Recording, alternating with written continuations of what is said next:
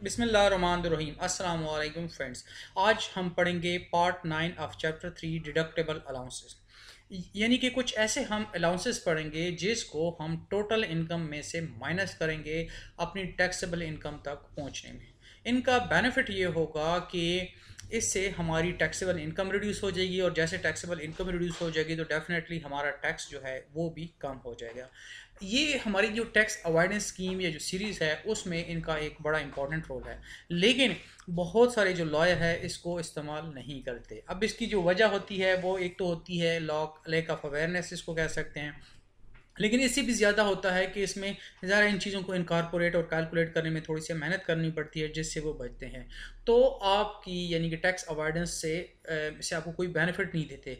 दूसरी तरफ आपको वो टैक्स एवेजन यानी कि टैक्स चोरी की तरफ ले जाते हैं, क्योंकि उन्होंने आपका टैक्स कम करना होता है जिसकी वजह से आपके लिए प्रॉब्लम बनते हैं, आप एक इलीगल काम भी करते हैं। तो खैर, अब हम इसको ज़रा आगे स्टडी करते हैं।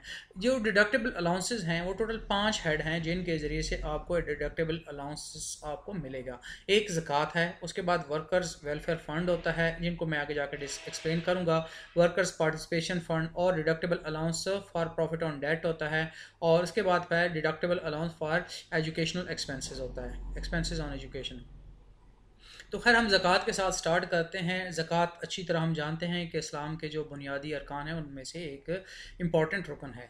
अब अगर कोई भी बंदा है वो किसी किस्म की ज़कात पे करता है, लेकिन वो जो ज़कात पे करता है वो अंडर द ज़कात एंड उशर ऑर्डिनेंस 1980 की रिक्वायरमेंट को पूरी कर रहा है, तो फिर इस शख्स को एक डिडक्टेबल अलाउंस मिलेगा। A person shall be entitled to a deductible allowance for any amount for amount of any zakat paid by the person in a tax year under the head zakat under the zakat and ushur ordinance 1980। अब आपने इस ordinance या इस्लाह के मुताबिक tax ज़कात पे किया तो उसके नतीजे में आपको मिलेगा एक deductible allowance. Sub section 1 does not apply to any ज़कात taken into account under the sub section 2 of section 40। अब अगर आप सेक्शन 40 को याद करते हैं, ये इनकम फ्रॉम अदर सोर्स था, और उसके सब सेक्शन 2 में था कि अगर आप बैंक में पैसे रखते हैं वो आपको मुनाफा पे करते हैं, उसके ऊपर आपसे बैंक में पैसे पड़े होने की वजह से आपका वो ज़कात काटते हैं। तो उस वक्त जो आपका जो ज़कात कटती है वो आप यहाँ उसको डिडक्टेबल अलाउंस के तौर पर नहीं ले सकते। और इसके अलावा अगर आप कोई ज़कात पे करते हैं तो फिर आप इसको डिडक्टेबल अलाउंस के तौर पर पे कर सकते हैं। Any allowance or part of the allowance under this section for our tax year that is not able to be deducted under sub section 9 for the tax year not be refunded carry forward to a subsequent year और carried back to a preceding tax year. Sorry.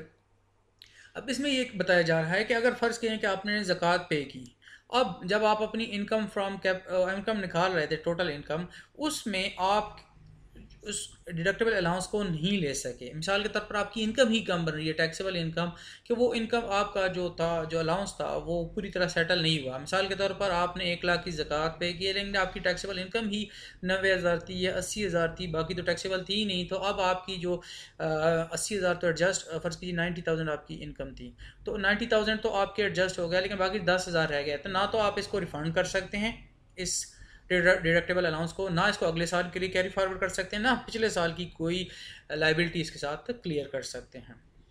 60A, sub section 60A कह रहा है worker welfare fund. अब worker welfare fund असल में इस तरह होता है कि ये फेडरल का भी है और उसके अलावा प्रोविंशियल, जिस तरह के पंजाब का भी मैंने पढ़ा हुआ है लिहाजा उसमें इस तरह होता है कि आप एक फ़ंड होता है जिसका, बल्कि एक प्रॉपर एक इदारा है जो इसको मैनेज कर रहा होता है।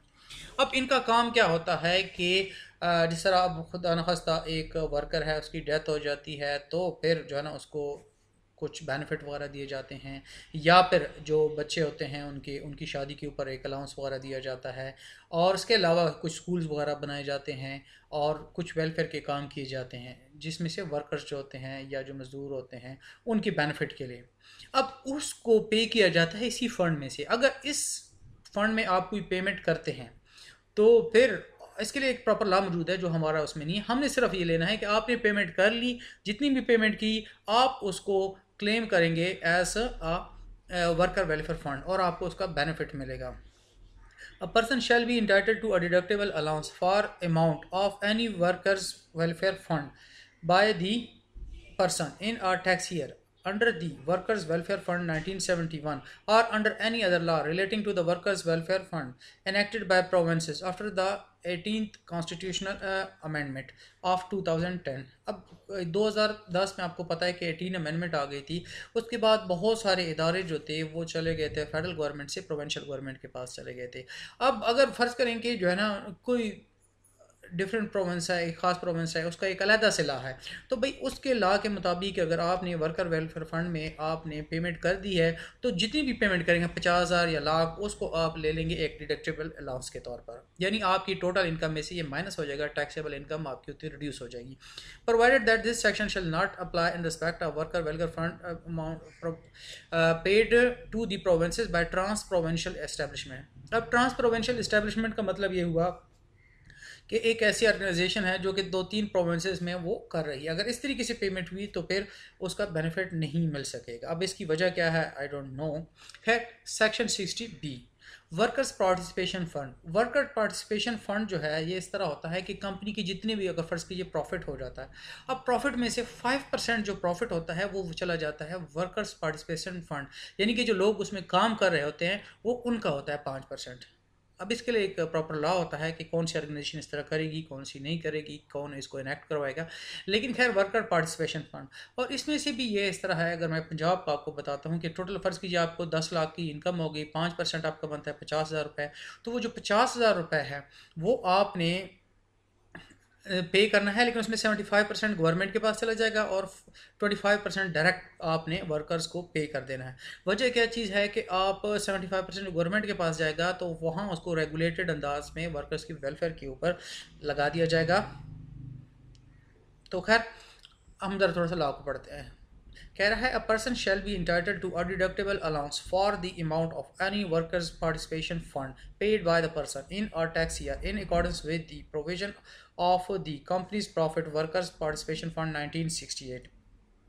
आगे फिर वही बात है कि अगर प्रोविंशियल किसी प्रोविंस का एक अलहदा से ला है तो फिर उस लॉ के मुताबिक भी जो है ना उसको, अब चूँकि मैंने इससे पहले स्टडी किया वो जस्ट मैंने पंजाब का स्टडी किया था, अब ये अपना आगे कि आप सिर्फ पंजाब के लॉ को ही पढ़ते हैं, लेकिन खैर मुझे पहले वही नज़र आया तो मैंने वो देखा, तो भाई पंजाब में भी सेम 1968 का लॉ जो है ना वो प्रिवेल कर रहा है। तो अगर आपने इस तरीके से कोई पेमेंट की वर्कर्स पार्टिसिपेशन फंड में, तो जितने भी आप पेमेंट करेंगे उसको आप एज अ डिडक्शन या डिडक्शन नहीं बल्कि यहाँ इसको हम नाम देंगे डिडक्टेबल अलाउंस के तौर पर आप अपनी टैक्सेबल इनकम में से माइनस कर लेंगे।